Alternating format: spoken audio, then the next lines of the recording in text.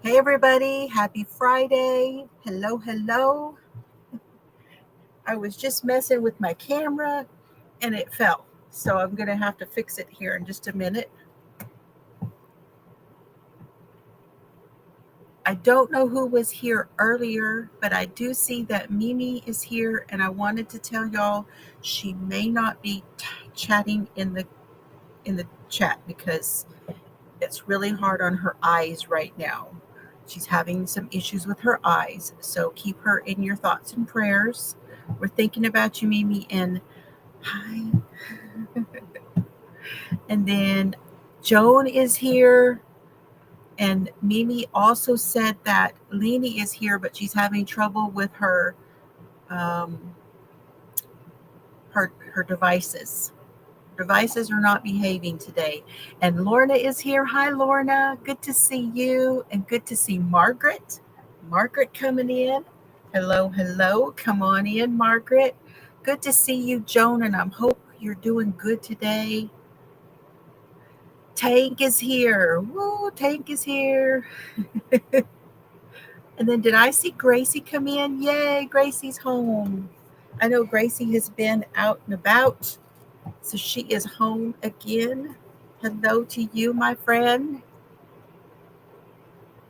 How are you all doing tonight? I hope you are. There is Leni watching on the TV. Okay, no problem. That is absolutely a-okay. Let me keep working on this camera while we get everybody's coming in because it is acting up. I had a rubber band holding it in place. Well, the rubber band broke. So, and it's I don't know why, but it's acting strange. Like there's a wave in there, and I don't know what that wave is coming from. It may be because of yeah.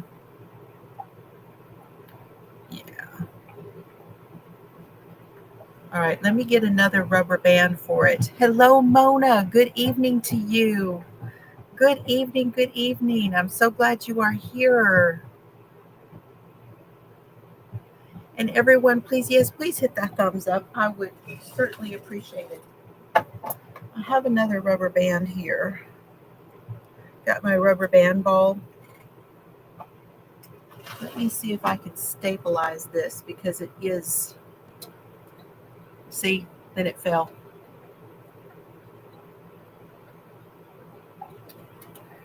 Because I have the air conditioners on, they tend to have, there's like a little bit of vibration. And right now, it is not good vibrations. It's just not good vibrations.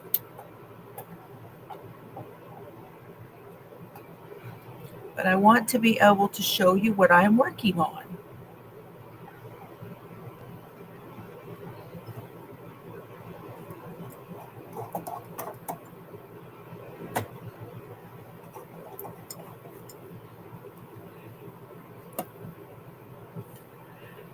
Oh, there's Melissa from Pearling Through Life. Good to see you. See, I remembered today.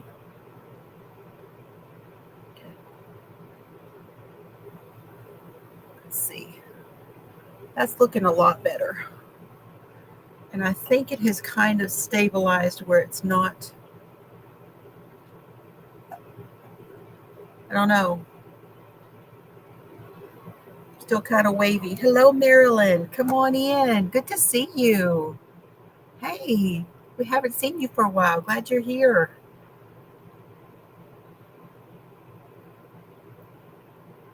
I'm going to admit, y'all, that I am out of sorts right now. I feel like I am out of touch a little bit with YouTube and stuff because I haven't been on a whole lot this week. It just is what it is. Had a lot going on and I haven't really felt all that great, but I will tell you why. I discovered that this morning, why I am not feeling all that great.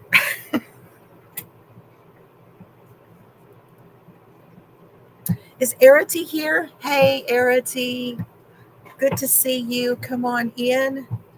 So we are going to do, basically, we're going to do like a free chat today on uh, the West Memphis 3.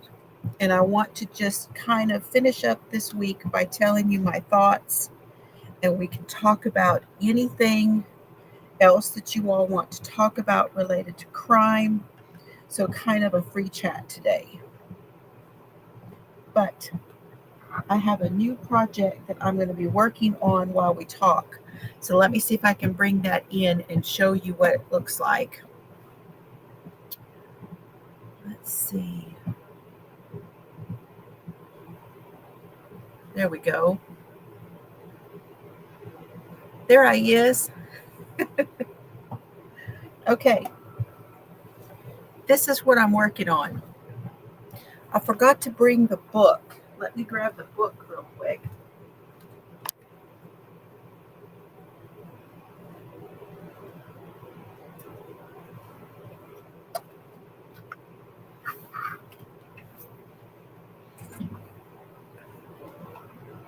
What is everybody else working on, and what are you drinking? We'll start with that. So this is from this book, Easy Beginner Baby Blankets to Crochet. This is by Bonnie Barker of Bonnie Bay Crochet. This is from her book, 11 Easy to Crochet Baby Blankets with Complete Video Tutorials. And this is a signed copy. I won this during one of her lives.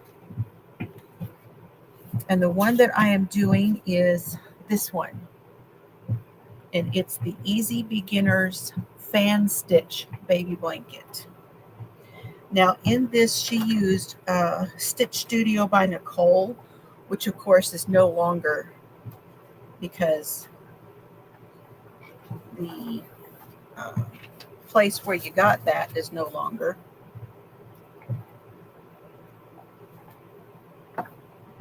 And this is what it's looking like. So instead of the Stitch Studio, which I didn't have, I have one cake of their yarn, but I'm using the Joanne Vortex, which is also no longer.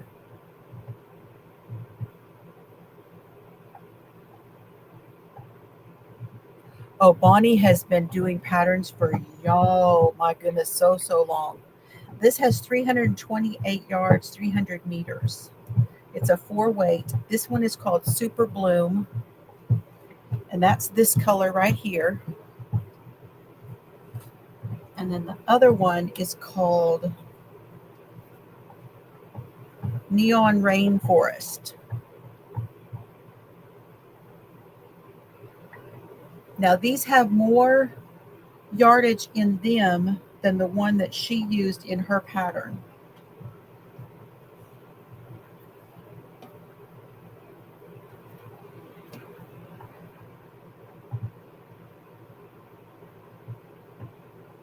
Thank you. I think they look good together. I wanted them to have just a little bit of contrast. I had another one picked out, but it was closer in color to this one, and I didn't want that. I wanted there to be, a difference between them. So, hello, Pam. Tank is making Nishi's shawl in the Yarn Art Angora Active, gray, purple, and pink. Nice. How are you, Pam? Margaret's working on a star blanket, drinking Diet Dr. Pepper with lots of ice. Oh, I have coffee. I have my coffee in my California cup. And then I also have a shot of, I believe it's called Chilla, and it's cinnamon. It's like a cinnamon, kind of like the Bailey's, but cinnamon flavor.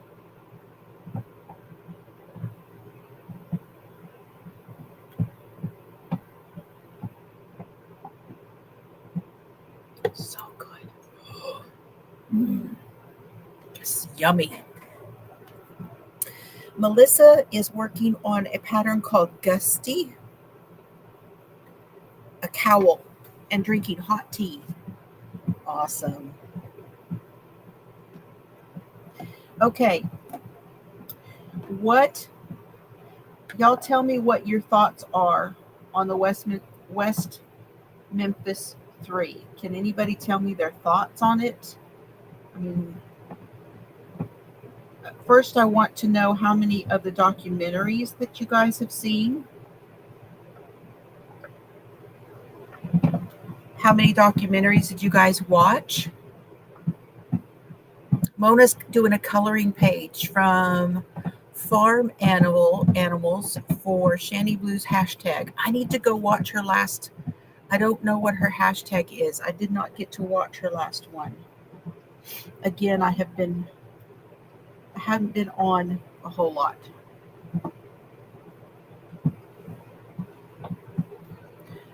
Joan has tea and water and not working on the sock.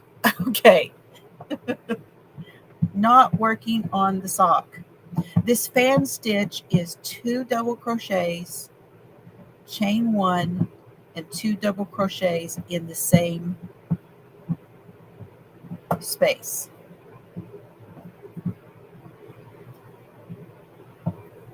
Yes, the documentaries. That's what I was talking about. How many of the documentaries did you all see? 0. Arity says she has seen 0.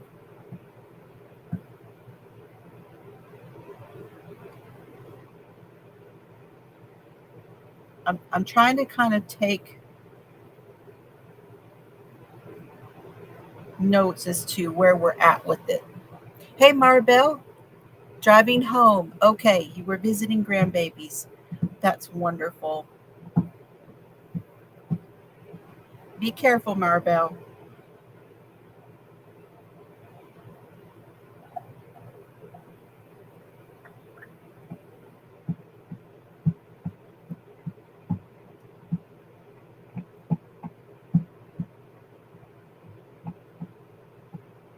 You blinked and the week is gone, says Joan. Mm-hmm. Yep. I kind of feel the same way. I mean, how did it get to be Friday? And how did it get to be the middle of August already?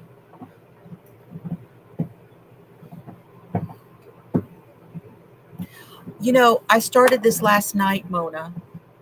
Last night. And that's where I'm at so far. This stitch is flying.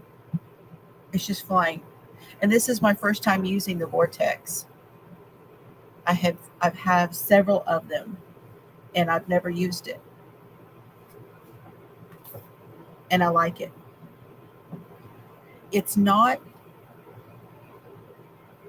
a super soft yarn though. I imagine when the first washing is going to do a lot for it. A lot. It is 100% acrylic.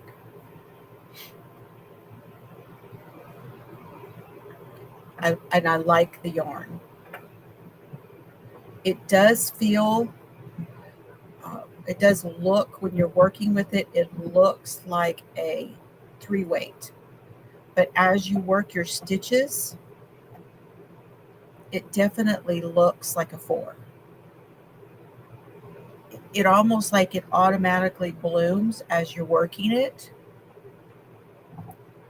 It's strange how it's doing that, because when I look at it here, it does not look, you know, when I'm working with it, it looks like a 3. But as you can see, it has just a slight bit of bounce to it, because this one is not twisted. It's not twisted together. This one is actually stuck together, almost like it's been mooshed together or plied together. Hello, Mary. Mary Webb is here. Oh, you didn't miss a whole lot.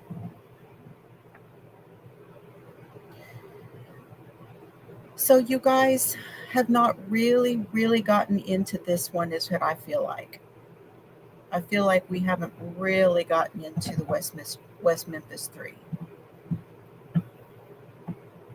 Would I be right saying that? Hi, Shad. Welcome. Happy Friday to you, my friend. Happy Friday.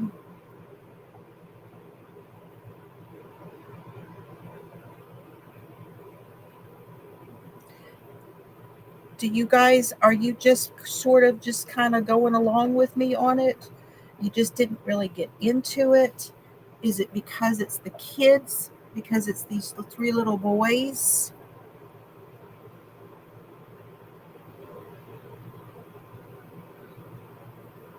Just trying to get a gauge on how you all feel about it. I'm going to go ahead and wrap it up today because I feel like we just really didn't go very far with this one.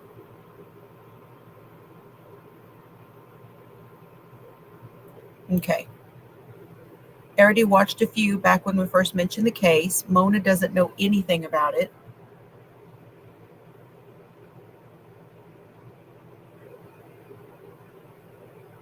You'd be more interested if they had some court hearings or something more current. Okay.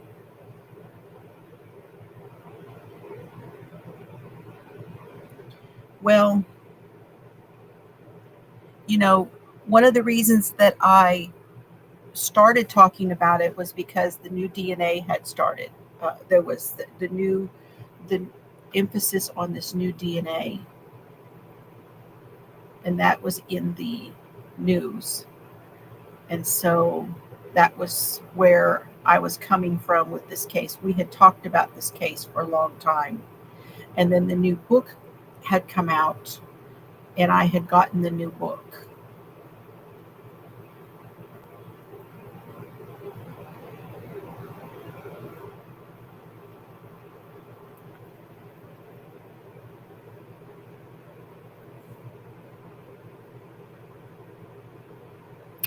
Melissa had watched it a long time ago. Hello, Rosie. Welcome in. They are doing the DNA. They have gotten approval for the DNA, so they are definitely they got a judgment on that, and they're definitely running the DNA.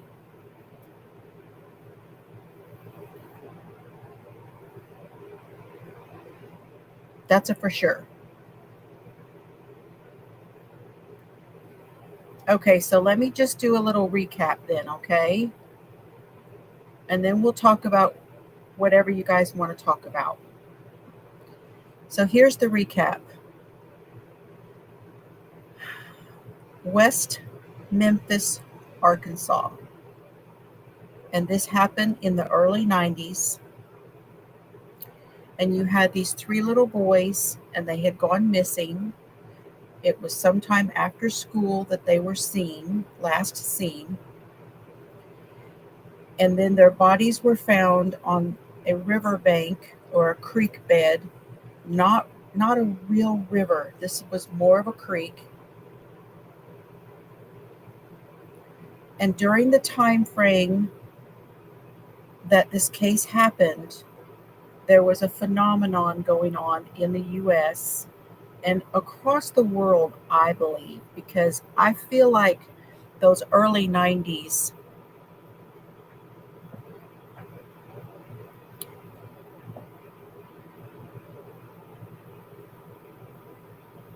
yes, in those early 90s, they had something going on called satanic panic.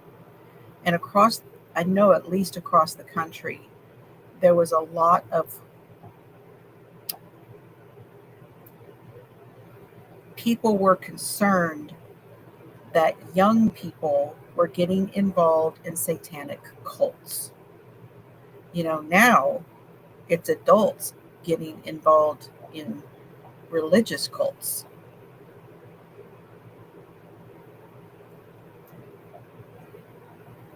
And I mean, the religious cults have been going on for a very long time. But the famous case now with Lori Vallow, with Ruby Frank, with um, oh, there's so many of them. The church stuff, that there's like a whole nother phenomenon going on with churches and offshoots, and the LDS and the FLDS, um, little churches, and young people being drawn into these cults that are, some guy in a dorm room, or um, you know there's so much of it going on now. But around that time frame, a lot of what was going on was supposedly kids going out into the woods and sacrificing animals and drinking their blood and cutting themselves, and intermingling their blood with everybody else's blood, kind of like the Vikings and that kind of thing.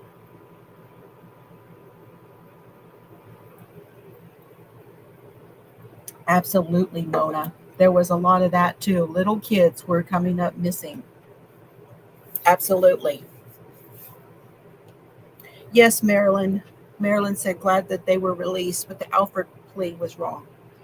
The Alfred plea, I don't understand it. I don't understand why it exists. I think that's a stupid thing to have. Just seems so stupid to me. It is just not a real anything. And our system is what our system is. We have we could go off on a whole nother tangent talking about our system and what we do. Um, hey, Laura, welcome. I'm so glad you're here tonight. Are you on the treadmill tonight? You're usually on the treadmill when I'm on. I hope you had a good week.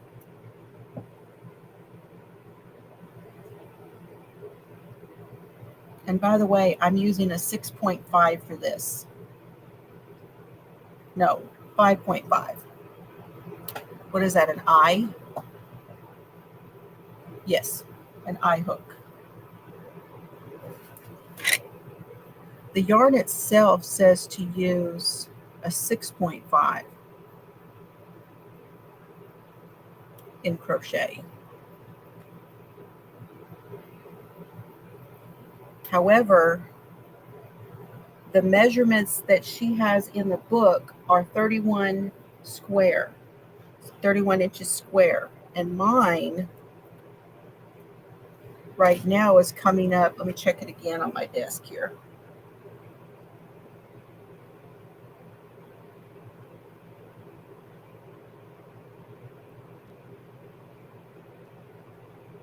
Mine is coming out at 36 with a 5.5 and this yarn. So you never know. Just depends on the yarn. You're not, oh, you're still sick. Is it the allergy stuff? I know you were coming down with it back when you had your podcast. I hope you feel better. It is no fun.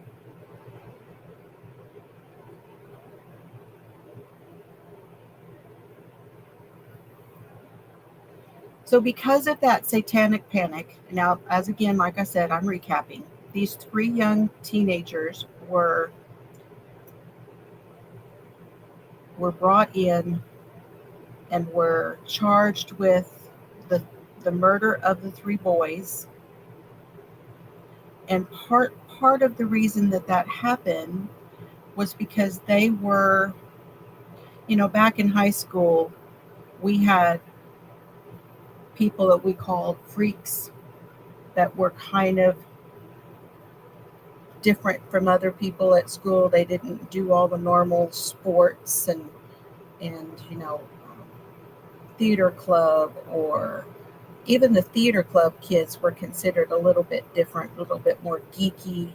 Um, The freaks, they smoked, they hung out, and they just sort of had long hair, baggy clothes, dark clothes.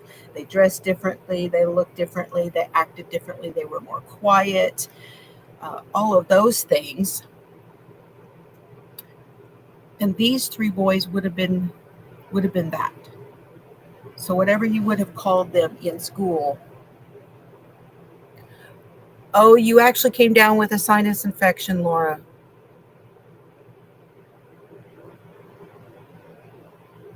When is the knitting retreat? Is that October? No, not October. Can't be.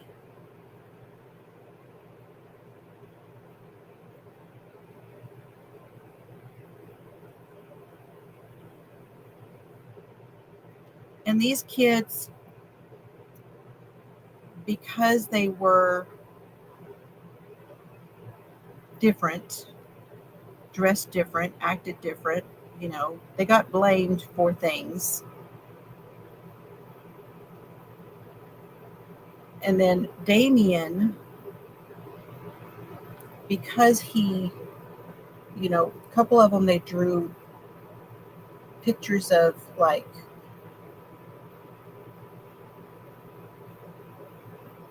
what some people thought were satanic drawings, or they talked about things that seemed like that. And they hung around with other people and talked about stuff like that. And just, they listened to music that was considered satanic. There was a lot of music that had warnings on it. I remember, in the 80s, there was warnings on music. There was a lot of stuff, the R-rated, stuff you couldn't get. There was language and this and that, a whole different set of warnings for music and movies and ratings and things that it's all completely different now. September 3rd. Gosh, I hope so. That's 2 weeks at least.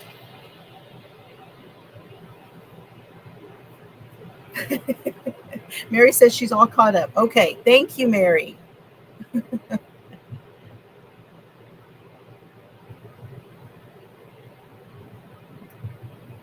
And then one of the boys that was, because they were all boys at this time, not one of them was 18 yet.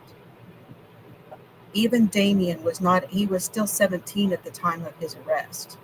He turned 18 in custody. The one boy, Jesse Miskelly, who had a very low IQ, did not have the understanding to know that he was saying things that were getting him in trouble and other people in trouble. Went to school with the other two who were friends. Jason Baldwin and Damien Eccles were friends. And he went to school with them, but he was not really friends with them. He didn't do things with them. But somehow he said something about seeing something, or I don't even know really how they brought him in the first place. I believe it was because someone said that he was there. Someone else said he was there. And he said, oh, yeah, I was there. And he started to tell them what they wanted to hear because he wanted to get the money. They did not have money in his home. And he wanted to get the reward money for his family. And he thought if he could give them a little information, they would give it to him. And they interrogated him and force-fed him information, totally not what they should do as investigators, until he gave them the story they wanted, and they went with that. They tried him separately from the other two because they wanted him to be a witness against them. He was tried first. He was found guilty of 3 murders, and he refused to testify against the other 2. They had the trial for the other 2 without his testimony at all, and they still won.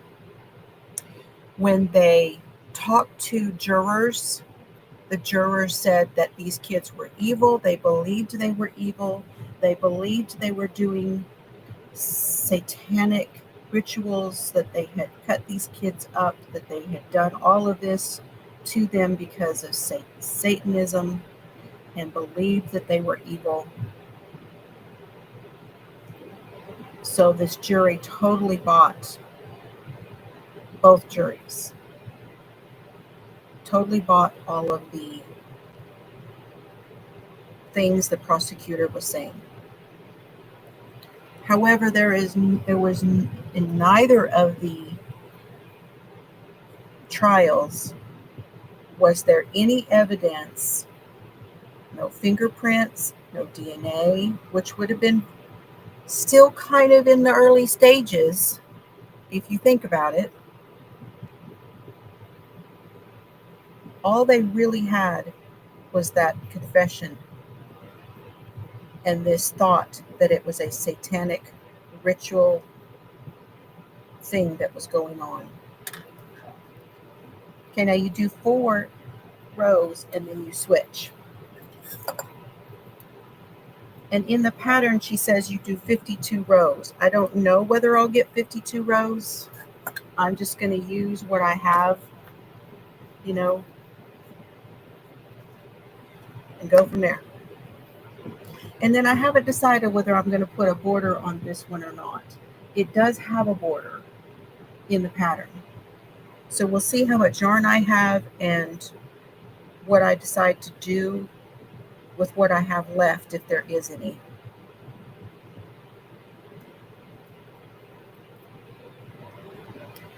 So a lot of people through the years were looked at. These young men were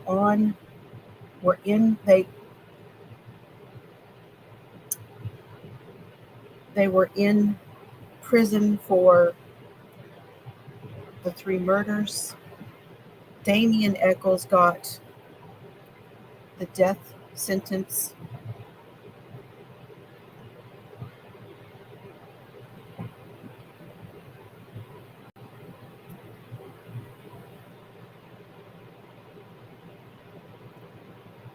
There were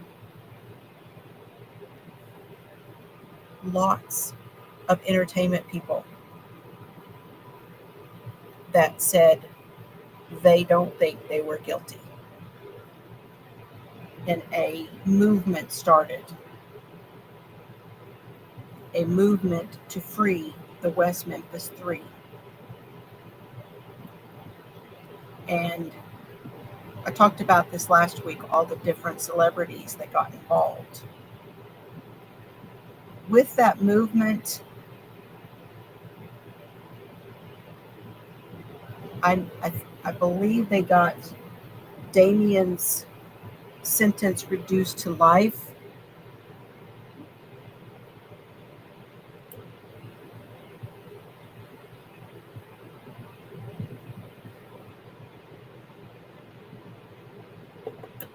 They were making a lot of progress towards a new trial. They were very close to winning a new trial where they could be exonerated. And instead, they were offered an Alfred plea in which, if they pled guilty, if you're unfamiliar, the Alfred plea is they plead guilty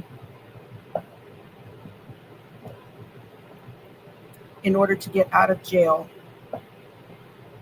but they say they're really innocent. It's a very strange way to do things.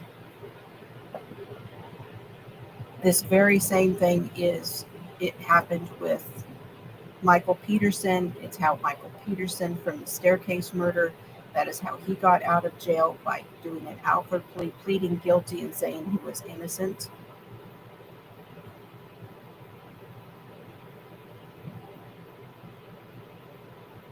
That's one of the more famous cases that I can tell you about, that I've heard of it before. Because I had not heard of it before that one. And then recently, this new evidence, this new testing, where they possibly could get themselves exonerated for the crimes.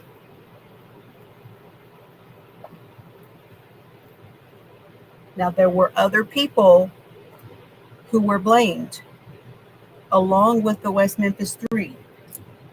One of them was the father, Mark Byers.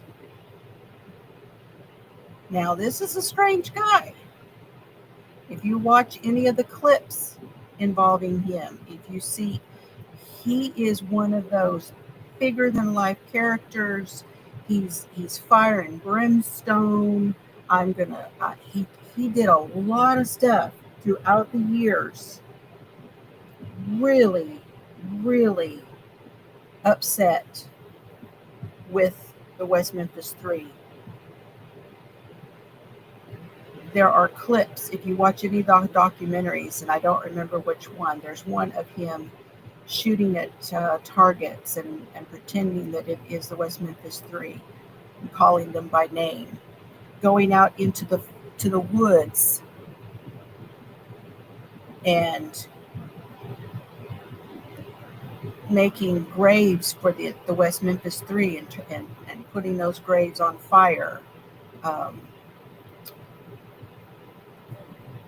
I mean, really bizarre things. A very bizarre guy. And a guy who was himself proclaiming to be an ex-drug addict. A guy who eventually is divorced from his wife. No, that's one of the different dads. Mark Byers' wife died, and a lot of people started to blame him and say that not only was he responsible for killing the little boys, but that he was responsible for killing his wife. Both of them were doing drugs.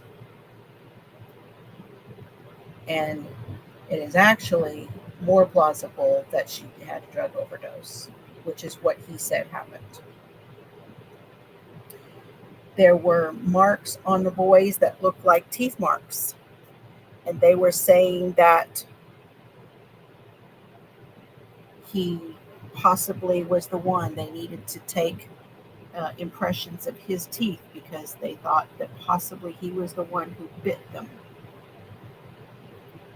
And last time we talked about this, that there was Dan Steedham, who wrote the book Harvest of Innocence, was the lawyer for Jesse Misskelley. He had independent testing done, which showed that more than likely the marks that were on all of these boys was from turtles in the water that they were found in.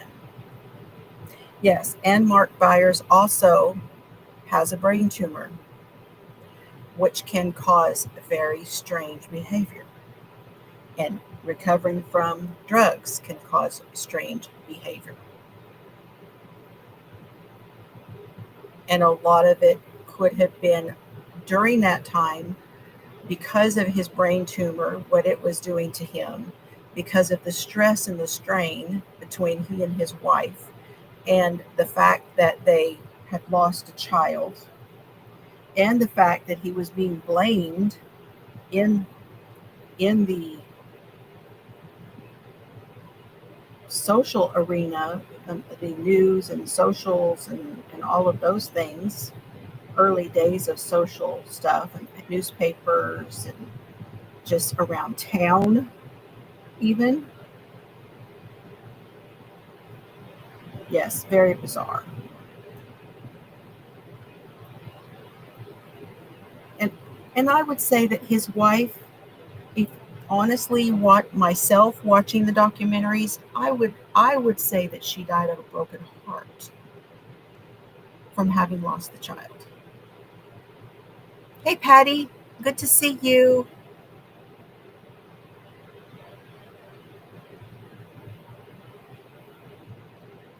Now there were other suspects.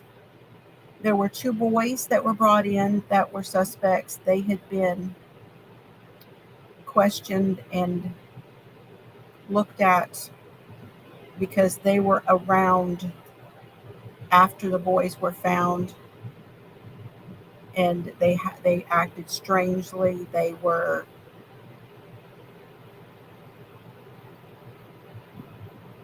It was thought that they had irregular interests in these little boys,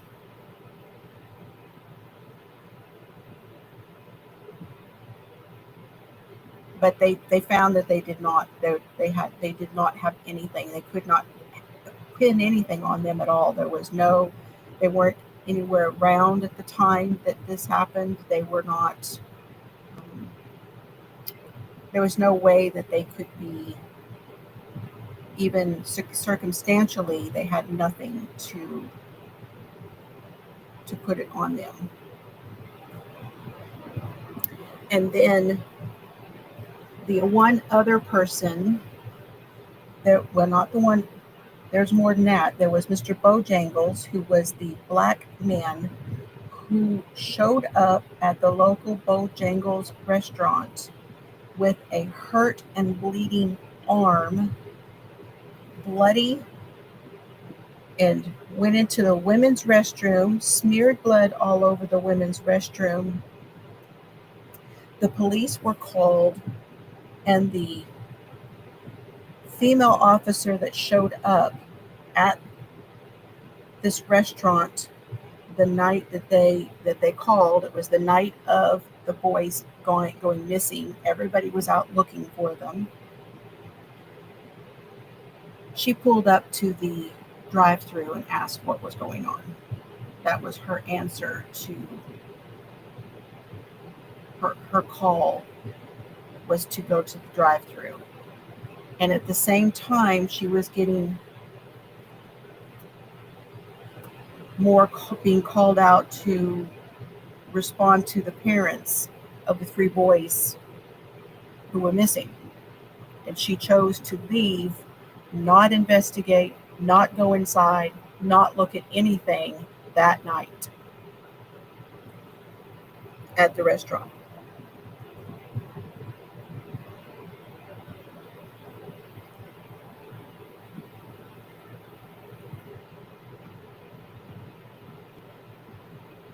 And supposedly, evidence-wise, now let's get to the one that almost everyone feels is responsible, and that is the stepfather of one of the boys.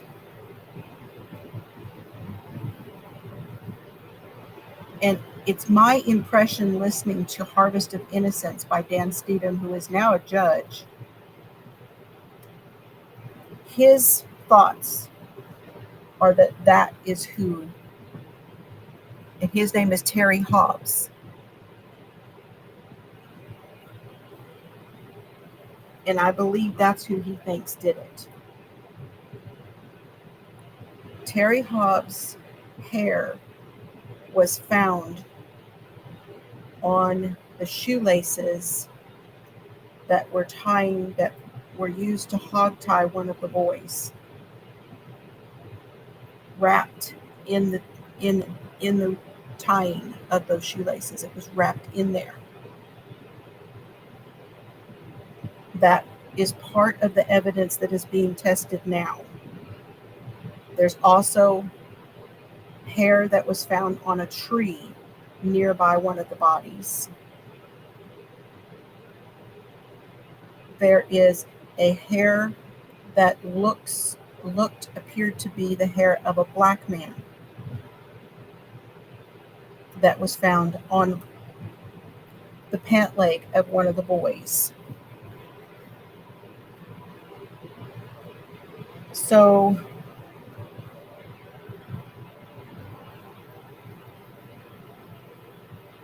all of that being said, that is still where it lies today. The three have been let out. They're trying to prove their innocence now. And one of the main reasons, if you listen to any interviews with Damien Echols or any of the others, they don't really, Jason Baldwin really doesn't talk a whole lot. But Damien said it's not right that the killer's not been, the real killer has not been prosecuted yet. And that's what they really want. They not only want their name cleared, they want them to find out who really did it. To have themselves have been in jail all that time count for something. So that's where this sits now, even to this day. And we wait to see what the testing is.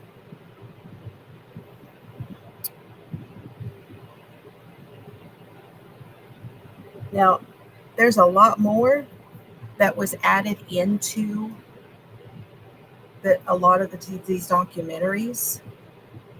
There was the woman who testified that she went to some cult, satanic ritual, and her son came in and testified to all kinds of things that he supposedly saw. There's ex-girlfriend who said something. There's all kinds of stuff if you watch the documentaries.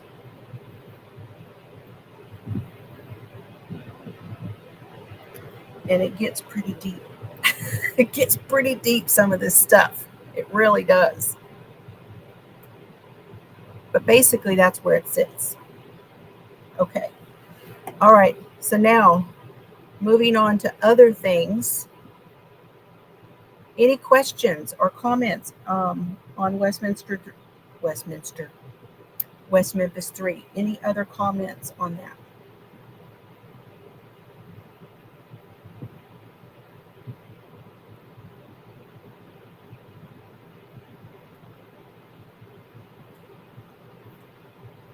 Anybody? Did my chat quit?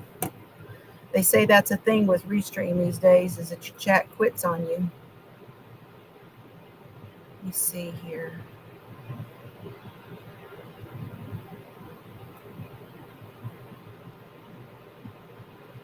No one knows what happened to him. It is thought that because there was a truck stop, highway, all of that right there close to that restaurant and close to this creek bed, that man came from there, and that more than likely that's where he went back to.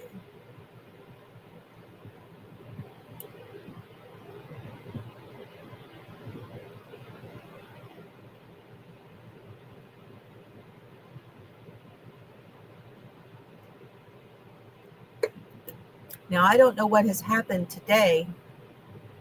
However, I noticed that everything is looking in the right direction. Nothing is backwards today. And that is because I am in Restream. I believe that is why.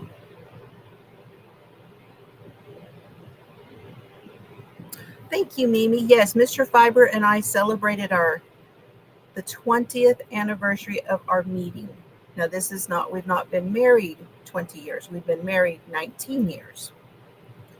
Our actual wedding anniversary, and I don't know if I specified that the other day when I said it, But on the 13th of August was the 20th anniversary of our meeting. Thank you, Mimi. When we met in person, we had met online. And we had been talking online for a while. And I drove out here to meet Mr. Fiber.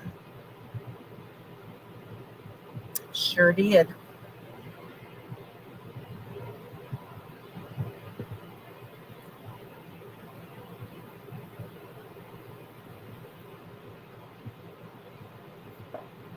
Thank you. Tomorrow we are going to go to, there's a big flea market.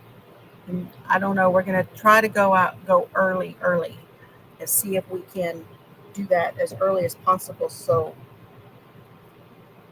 yeah.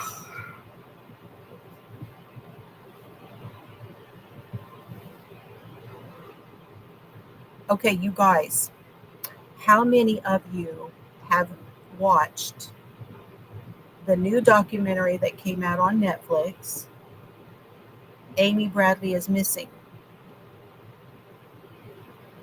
Have any of you watched that? It's a 3-part series. And Nate at East Idaho News has done a couple of different interviews with her brother.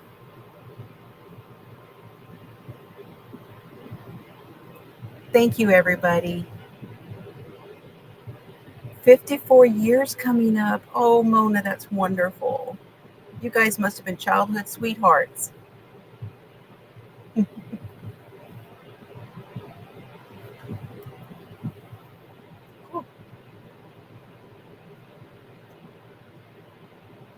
It is so warm in here.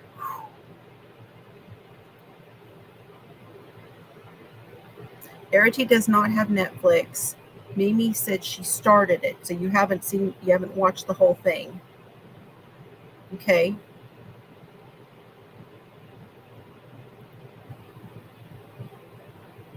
So let me give you a little synopsis of what it's about. Amy Bradley and her parents and her family went on a cruise, and she came up missing in Aruba. And to this day, they don't know what happened to her.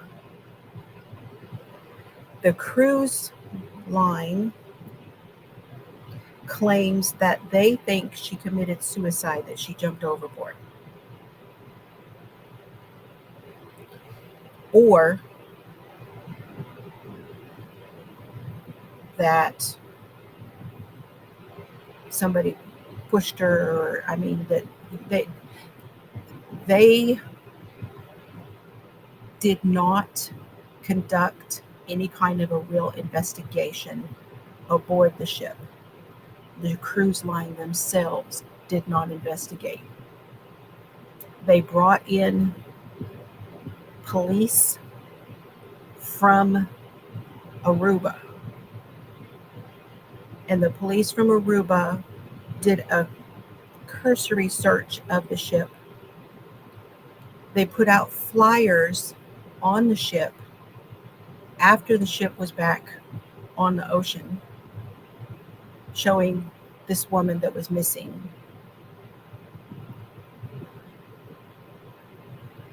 Hey, Sally, come on in. She had been seen at the lounge.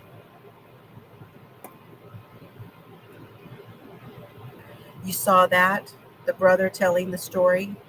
Mm-hmm.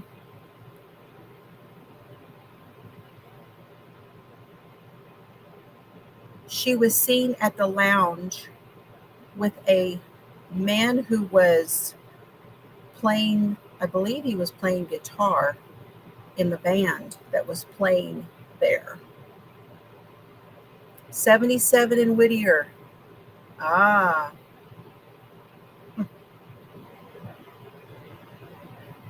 I'd rather have a 77.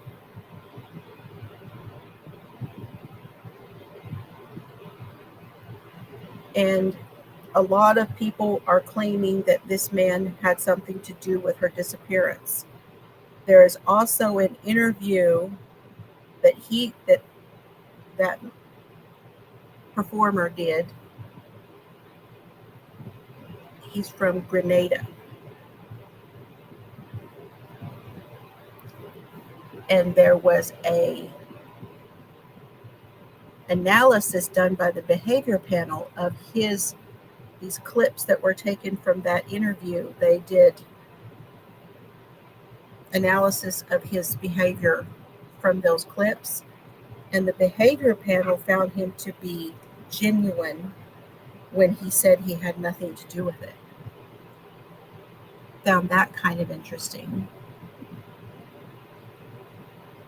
Yes, there's a lot of things going around right now about that case. A lot. There's a lot of stuff. Hey, Chels. Good evening, Chels. That's my daughter, Chels, you guys. How's it going, hun? Love you, hun. Prayers for her and her family too, y'all, if you don't mind. Just saying.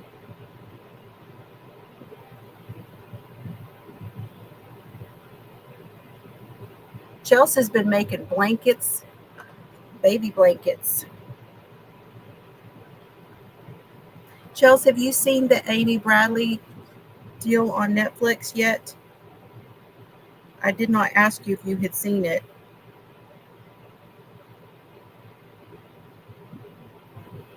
Here's the latest blanket that Chelsea did. It's like the one that I did. She did it first. I think this is her second or third one.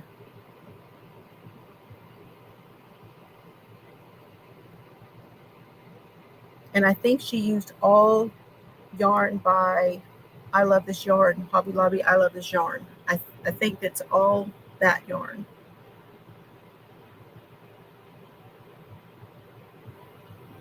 Yeah, see, she did another one. Yeah, no, that's one of the squares. Is this your second or third one, Chels? I want to say it's your third.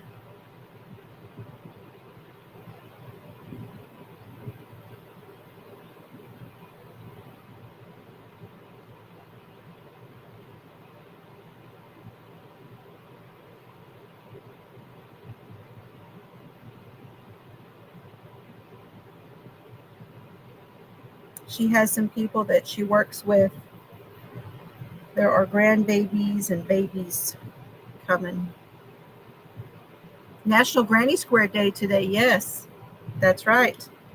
It is. It's National Granny Square Day. Oh, and I am working on. I have my squares all lined up and ready to make that wrap that I talked about. And here is a sneak peek of how I have it laid out. Yeah, coworkers and coworkers' families. Yes. So that is how that's looking. Have not started yet. Now, y'all remember that I got that yarn at the thrift store? Yes, Mimi, you're not supposed to be tapped. Yes. You are not supposed to be. Yeah, Chelsea's partaking in the Granny Square. Yeah. Remember the yarn that I showed y'all pictures of? This is that thrift store yarn, and I washed it, and I made a big fat mess out of it.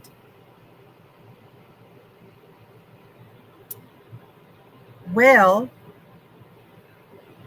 Mr. Fiber to the rescue.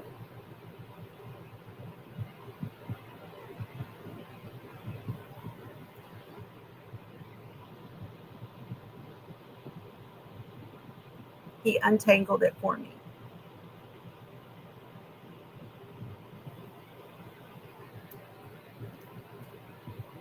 And I've been caking it up. Yep, I've been caking it up. So I have a video, a vlog I'm working on that will be coming out soon. Oh, you did not interrupt, Chelsea. I had finished with West Memphis 3, and I was just asking if anybody had seen the Amy Bradley story yet. He did great. He was a little upset with me because there were some larger balls that were already, wound up, and I cut them loose. And he was like, because he did not want them. He wanted it to be done exactly from where it was at when it came out of the dryer, out of the washer. But it's okay. And then I've also been I made up some cakes with scraps, and I have started a blanket like Russ is making. Mr. Mona does that too, untangling for you, especially like yarn barf and stuff like that. So yeah.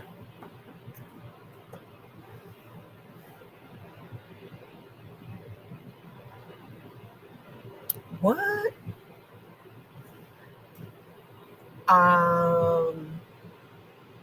I don't know, Chelsea. I don't know if anybody else. I have not. I don't know if anybody else has. There's been a lot of stuff released in his case. Hi, Lori. Good to see you. Hello, Rainy. Good to see you. Mona says that she has seen it. Lori's, oh, I'm so glad. Aren't we lucky? They don't work with the yarn, but they rescue us.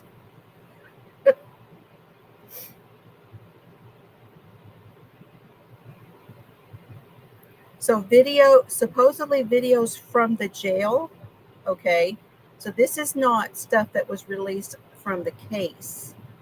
Videos from the jail. And what's the content of these videos? Can you give us a hint?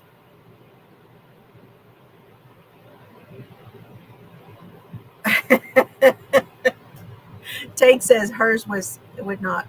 Just go get new stuff.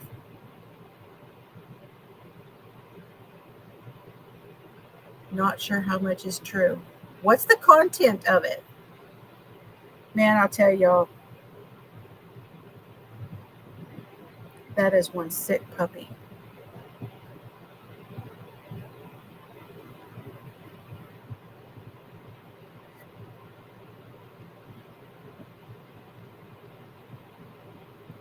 You hear their gears. Hello, Kitra. Good evening to you. Standing, okay, so video of him standing in his cell. Well, I know that he's getting teased. There's a lot of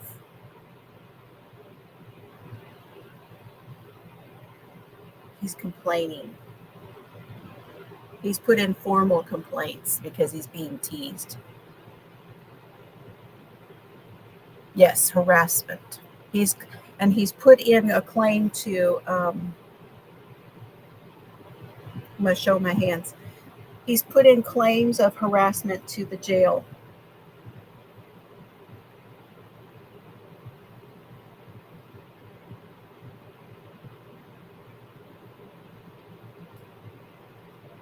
Hi, Camille. I know that they're harassing him. They're whispering in through the vents and through the doors and not letting him sleep and that kind of thing.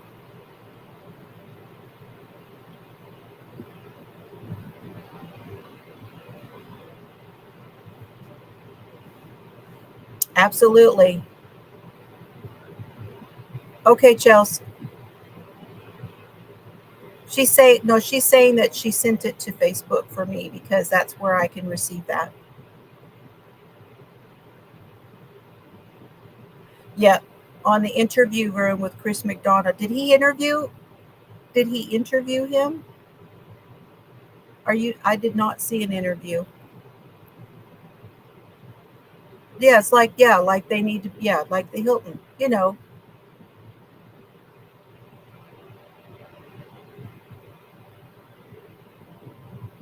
And I'll tell you, the stuff with the AI makes me wonder a lot about what's real anymore. Just so y'all know, I'm real, okay?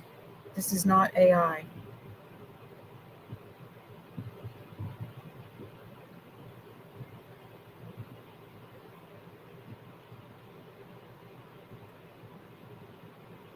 Okay. So Chris McDonough covered it, though. I didn't see his last one because this is all he's talked about lately. And honestly, I'm getting, like I said,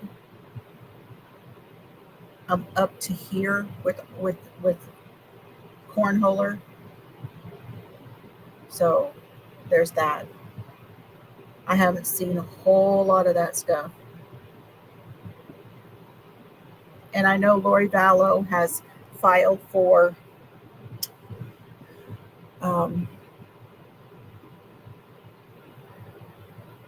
new trials.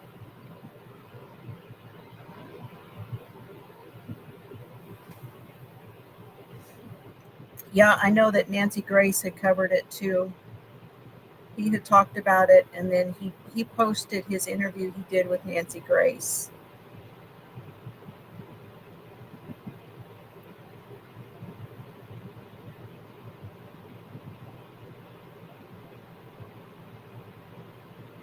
Now, there's a new case that Nate was talking about this week.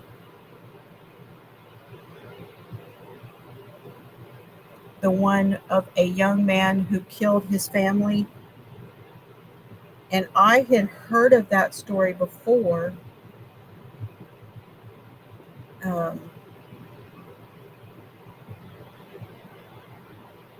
I don't know how Nate became aware of that case. But the grandmother went and interviewed the young man in jail, and he confessed. He had not confessed to it until then, and they just went and had a meeting with him with an arbitrator. It's a very interesting interview. That's right. She can file all she wants and they ain't going nowhere. Ain't nobody cares now. Absolutely. Yeah. Piece of work, isn't she? Well, Sarah Boone is very irritating. Very irritating. She filed something the other day, too. Speaking of Sarah Boone, she filed something the other day.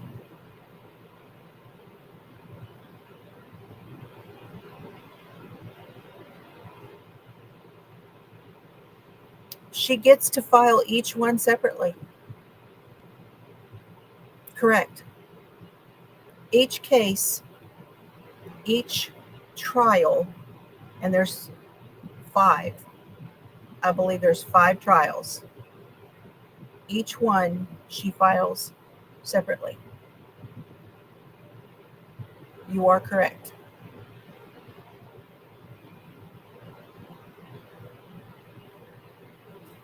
And she has filed on each one. Koberger is filing. Koberger is filing even though he said he wouldn't. Tell me how that works. Tell me how an Alfred plea solves anything, and tell me how they can file for an appeal when they agreed that they wouldn't file for an appeal as part of their agreement. Tell me how this works, because I don't get it. Tell me in a way that I will understand it, because I've heard people talking about it and I still don't get it. It makes no sense to me how they can do this.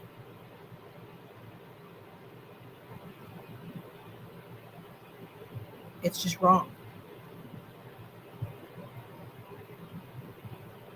I, I am so perplexed recently, especially recently with all of these cases and the things that have been going on. Oh, and by the way, Chelsea sent me a little ditty earlier. Let me just bring this up for a moment. Here is, in case y'all didn't see it, this is the mayor of New Orleans.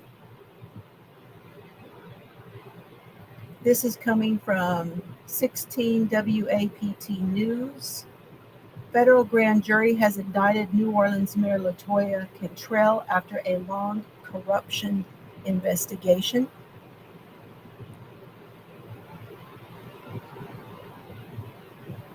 The charges are conspiracy to commit fraud, wire fraud, conspiracy to obstruct justice, obstruction of justice, false statements, false declaration before a grand jury, and forfeiture count associated with alleged fraudulent scheme.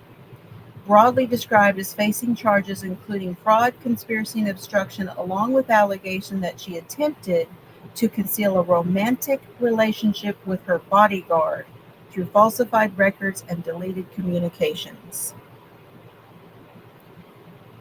That's been going on over there, that corruption, for a long time now, and it is about time someone got her on something.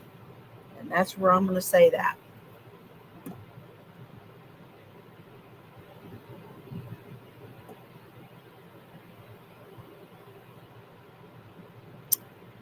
Yeah, it really meant nothing. All it did was try to appease the victims' families. That's all it did. It meant nothing for him to say that he would not appeal. It was just words. Thank you, Arity. Thank you so much. I don't know if I have anything. I don't have it loaded, and I'm very close to getting to my back from where I was paid for on Restream to the free. Thank you so very much. Yes, absolutely. Thank you, Mimi. Oh, I appreciate that. You guys, that's so nice of you. Thank you so very much. Yep. And our system, I mean, it is what it is, but, and, you know, those who that have been accused of a crime deserve a trial. They deserve the opportunity to clear their name. And the appeals process is part of that. It's part of that. That's part of our system.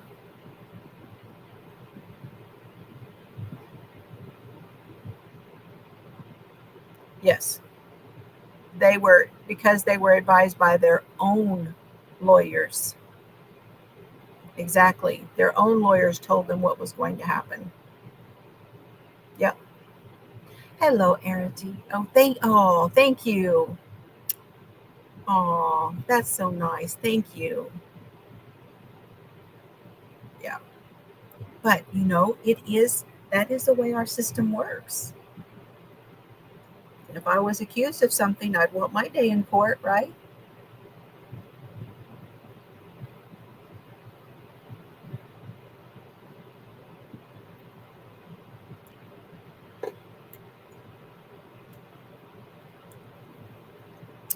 Now, I'm still waiting. It's very rare. It is very rare, Chelsea. It's part of the process, and that's why supposedly why it takes so long to put someone to death in this country, because anyone who is on death row has the opportunity to appeal, and they have to go through the appeals process.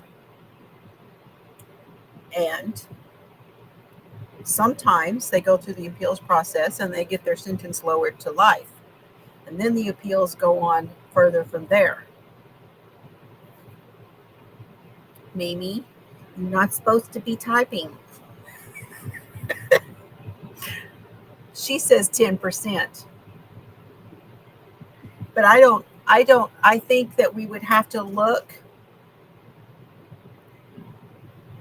per state. I am sure there is a chart somewhere showing it per state. That is where you would want to look for it. So let me look at Texas, for instance.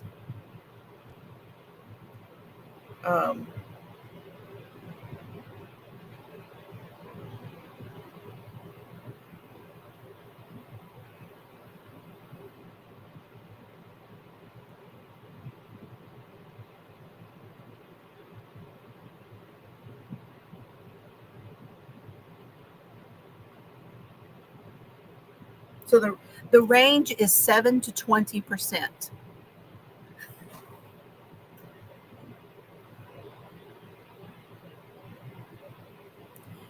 Yeah, I don't know. I haven't looked into that part of it. Yeah. I don't know a whole lot about that one, Mona. I heard something, but because she's not supposed to be looking at the chat because it makes her focus and she's having eye issues. And the doctor doesn't want her in the chat.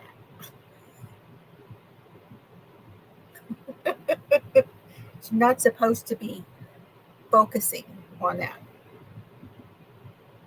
Okay. How many cases are overturned on appeal? Criminal appeals, it's 6.9%. Private civil appeals, 14.2%. Bankruptcy appeals, 24.4%. And administrative appeals, 7.8%. Now that is as of 2015. I'm sure it has changed slightly. So that 7 to 20% is pretty accurate. See that? You better stop it, Mimi. She had eye surgery and she's been to the doctor, and the doctor is not happy with how she's healing.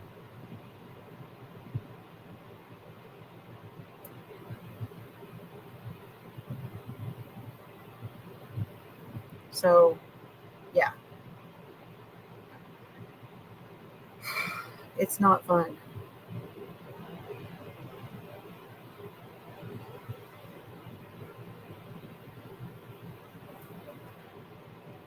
Yeah, I don't know if that's is helpful. But she does do that.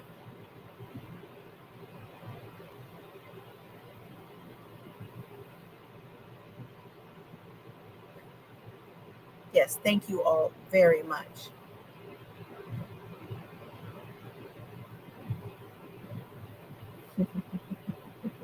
She's getting called out is what's happening. She's getting called out. Okay, what other cases? So Donna Adelson was in court this week with pretrial hearings. So, yeah, Mama Matriarch Adelson, who was probably the mastermind in control of killing her son-in-law, that her son has already been convicted of. And we're all just waiting to see if the daughter will get charges. But Donna was in court, so they're gearing up for that one. Oh, Nightbot is on it. It is on it. What yarn am I using? Oh, hang on. It's Vortex. Big Twist Vortex.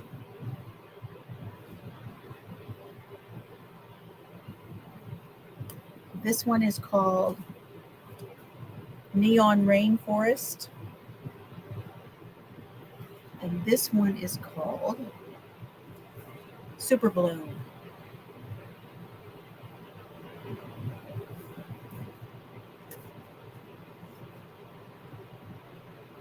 And I am making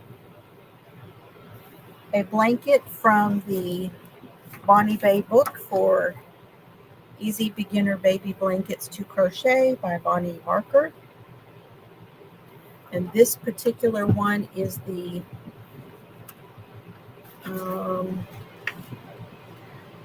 Easy Beginner Fan Stitch Baby Blanket.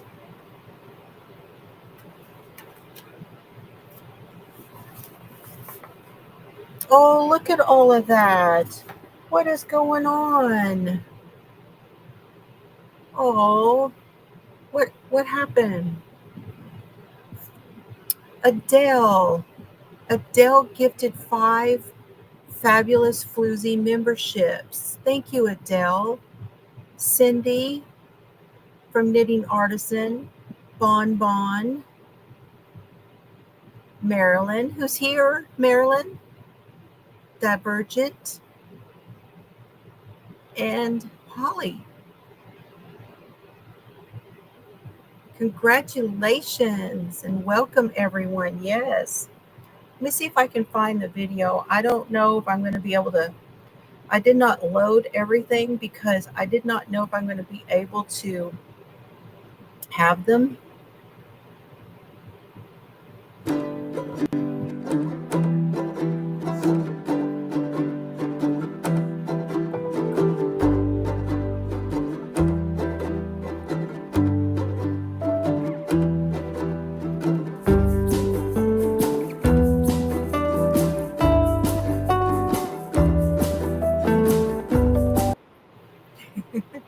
I don't know if I'm going to get to have them when I have the free version, so we shall see what happens. But thank you. Oh, Pam, did you rejoin? Oh, you rejoined us. Yes, because I changed my memberships. I only have one level. Thank you for rejoining, Pam. Oh, there's another one.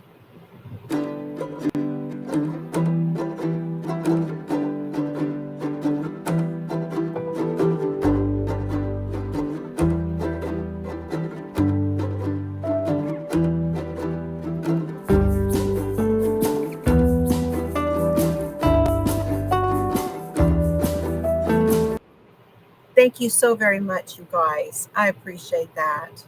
You're going to fix dinner. Thank you so much, Adele. She's been such a sweet friend through the years, and I really appreciate that. You thought it was an advertisement? I did a pretty good job with that one. Yep. See, with the paid version, you are allowed to have like 5. Well, it's so much, storage of when you're doing a live stream that you're allowed to do so much in your stream of other videos and stuff, like pre-recorded stuff. And I don't know if it's the same with the free version.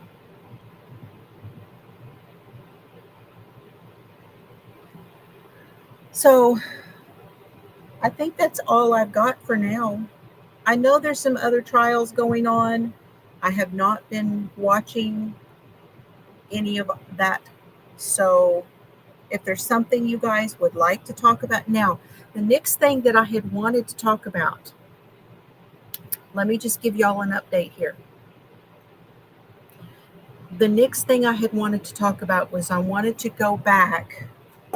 Let me see if I can find it.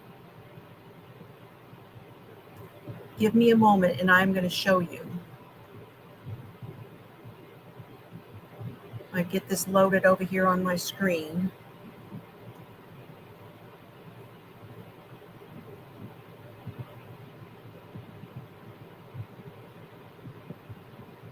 It is my own video.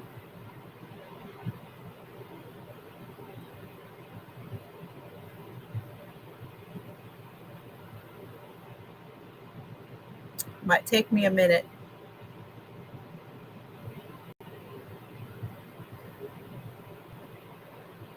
There's 135 episodes of A Stitch in Crime.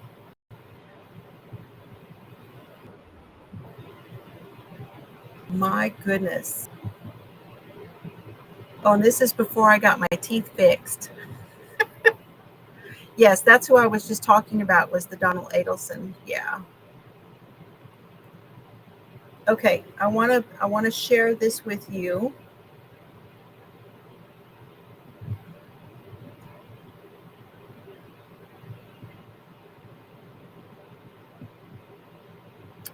Well,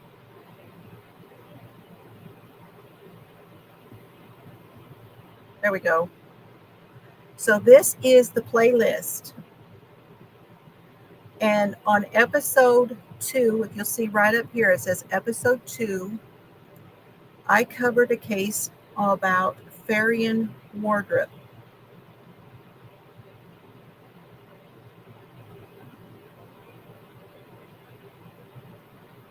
And I would like to revisit. Now this one, this was 2 hours and 2.5 hours, this particular one.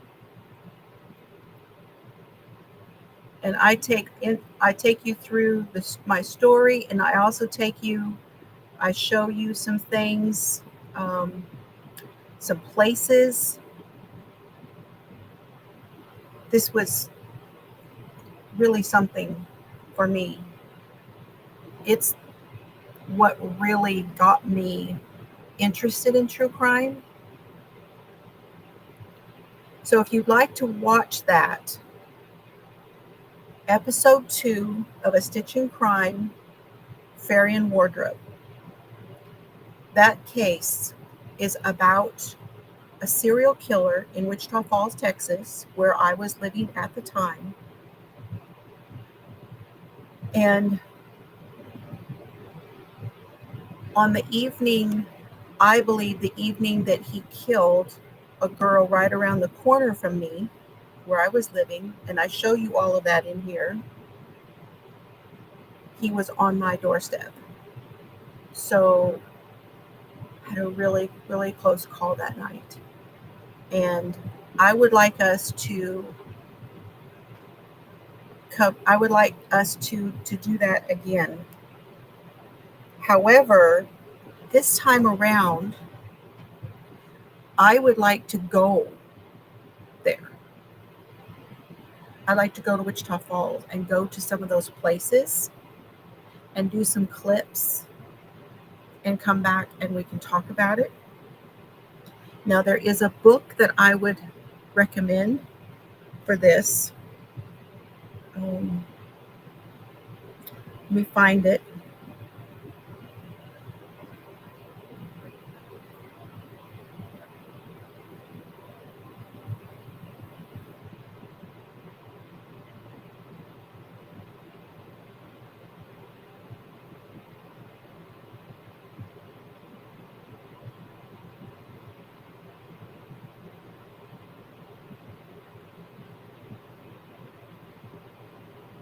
It's called Scream at the Sky, I believe.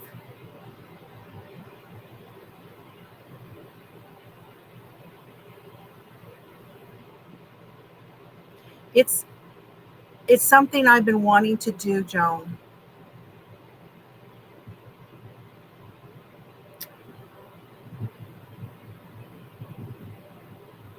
It's by Carlton Stowers.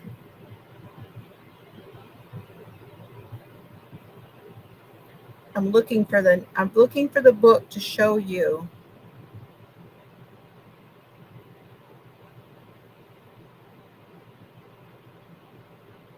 I have it. I have purchased the book in my Audible. Okay, well, maybe it's not in my Audible. It may be on Kindle. Let me go look there. May not be on Audible.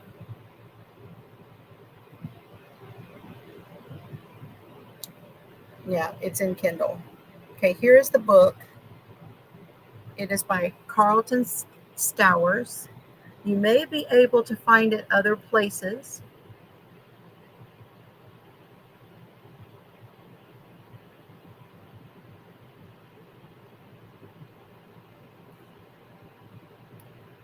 And that's Fairy and Wardrobe right here.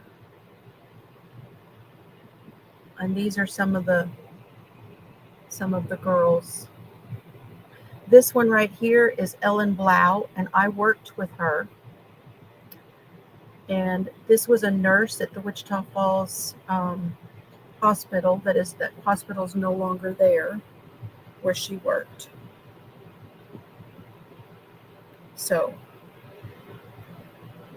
yes, that's the one, Joan. Now, Carlton Stowers attended the trials, all of his trial. He stood by the family. He spoke for the family in some instances, and I think he did a really good job of speaking for the victims of Fairy and Wardrobe. He has another book, Sins of the Son, where he talks about his son and what his son did, and that's also a good book. I have that one too. It's actually pretty good. He had a son who did some things that he should not have done, and that really made him want to help somehow. So, hello, LJ. But yes,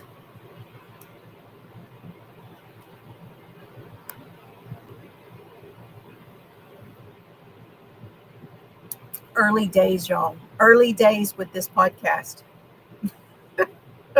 Early. And remember, when you watch them, I hadn't had my teeth fixed yet. Now, the first episode, let's go through this list. You guys want to go through this list? I just want to go through some of the ones that we have actually covered here. My first one, this one was the Laurencia Bambinek. That was the first one. The second one was Fairy and Wardrobe. The third one we did was Diane Downs. Hi, Terry. Good to see you. We did the Delphi murders, was number 4 in the podcast. Then Susan Smith. Laura Miller. I would like to revisit the Laura Miller case that's related to the Texas killing fields. We did the Lori Vallow thing started soon after that.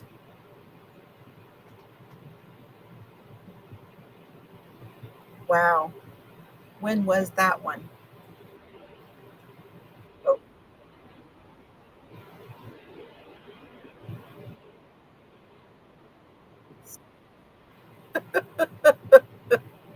That was the round table. I was looking for the Lori Vallow one. Dang it. Sorry about all that flicking back and forth, but that one says 3 years ago, you guys. 3 years ago that we talked about the Lori Vallow one.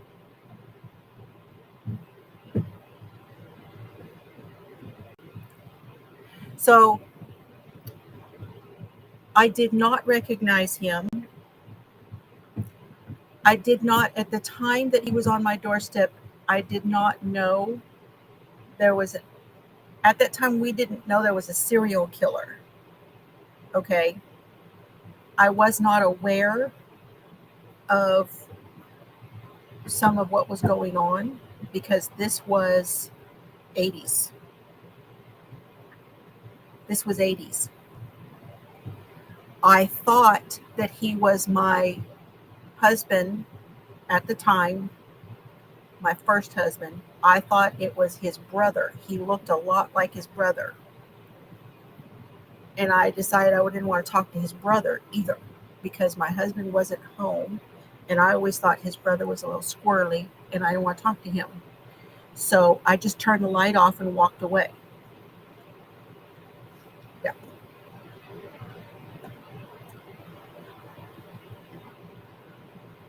It was something.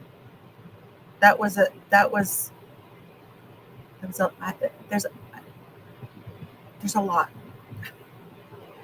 And and I have thought about telling you all my story, but it's hard. Just understand that it's really hard for me to share the things that have happened to me. Um, Scott Peterson. Then we had the Casey White and Vicky White case. We had Drew Peterson. We talked about Drew Peterson. We talked about Tara Grinstead. That was a case that was very dear to my heart.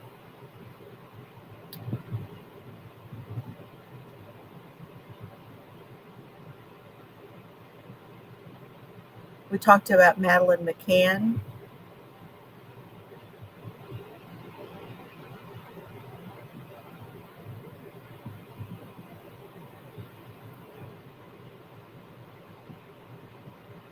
Dana Satterfield. That was the hairdresser murder. I had this one. I don't know if you guys have ever seen this one. Yeah, Casey and Vicky. Yep. I don't know if you guys have ever seen this.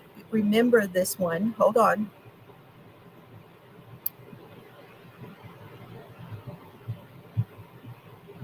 But I interviewed Sharon of Sharon Creates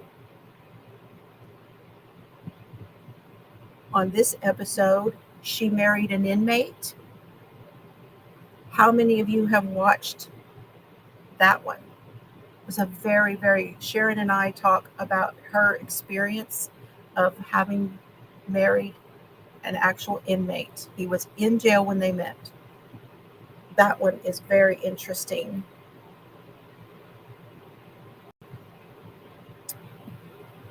The Dylan Redwine, which was up in Colorado.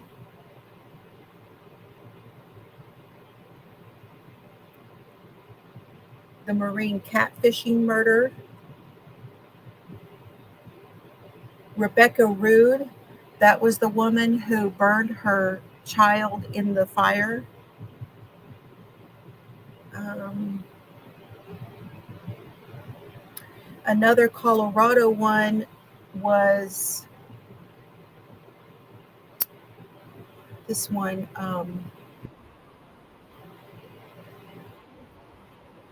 I did this one from Colorado. It is the one about, man, what was the name? The guy who killed his girlfriend up there, and he killed his fiance, and the girlfriend helped him clean it up. And that was up in Colorado. And I did that one from the basement at Dad's house. That is the basement at Dad's house. Y'all, we have covered so much stuff here. It would be if you would like to listen to this playlist, it would be a lot of fun to go back and look at them all. Now, the Piketon murders is the one that I keep waiting for this trial. I keep waiting for the dad. Well, it's been postponed again.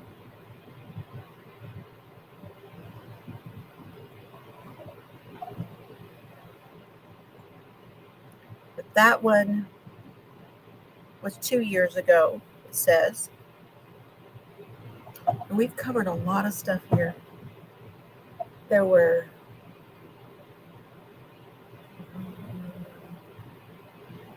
Casey Anthony, we talked about.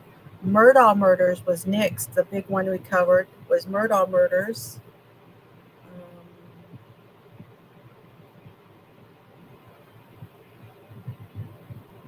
And then Chaz Halderson, who dismembered his parents and tried to burn them up in the fireplace. That one was.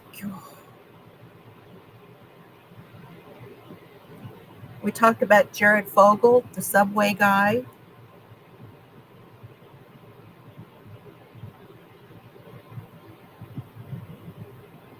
Sarah Boone.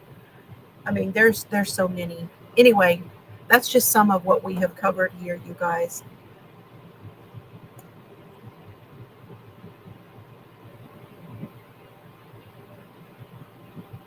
So there's a lot there for you to go and look at. If and one of the reasons I'm telling you some of this is because starting next weekend, Mr. Fiber is going to be off work. And I don't know how much I'm going to be around because he and I are planning to go out of town for that weekend before. So we want to do it before the Labor Day weekend.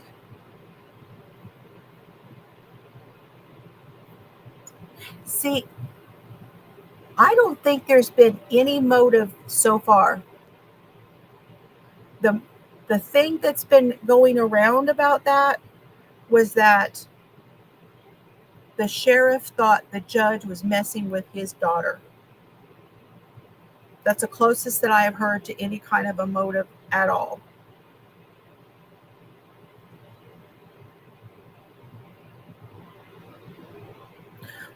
Exactly. If I had let him in, I would not be here. Not only would I not be here, but neither would my children or my grandchildren, because that was before then. So, thank you, Mary.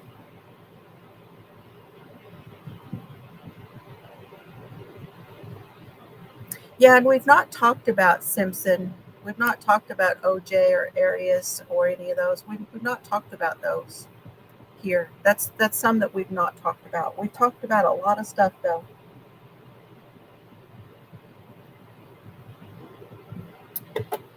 And also, the playlist that I was just talking about was the Stitch and Crime.